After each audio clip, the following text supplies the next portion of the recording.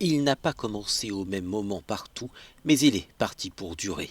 Le confinement est installé en Italie, en Espagne, en France et au Royaume-Uni avec une question: combien de temps avant que les effets ne se fassent sentir sur le nombre de cas liés au coronavirus?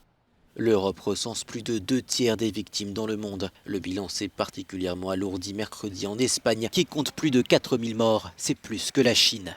En première ligne, le corps médical auquel le Parlement espagnol a rendu hommage, des personnels soignants qui représentent près de 14% des cas de contamination recensés dans le pays.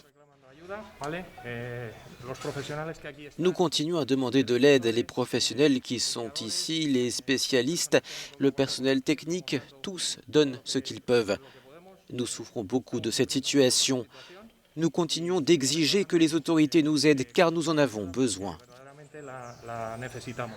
L'Italie, de son côté, reste le pays le plus touché avec plus de 7500 morts. Mais la hausse du nombre de cas officiellement recensés quotidiennement ralentit depuis quelques jours.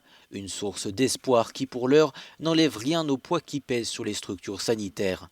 Dans cet hôpital qui vient d'ouvrir, 9 des 13 chambres sont déjà occupées par des patients de tous les âges. La réalité, c'est que ce virus frappe tous les âges. Il est si agressif que nous devons tous faire attention, absolument tout le monde. C'est une fausse idée, c'est une illusion que seules les personnes âgées et donc les personnes les plus fragiles sont affectées. En France, où la barre des 1300 décès a été franchie, la saturation des hôpitaux inquiète aussi. Après le Grand Est, c'est l'Île-de-France, région la plus touchée, qui risque d'être débordée.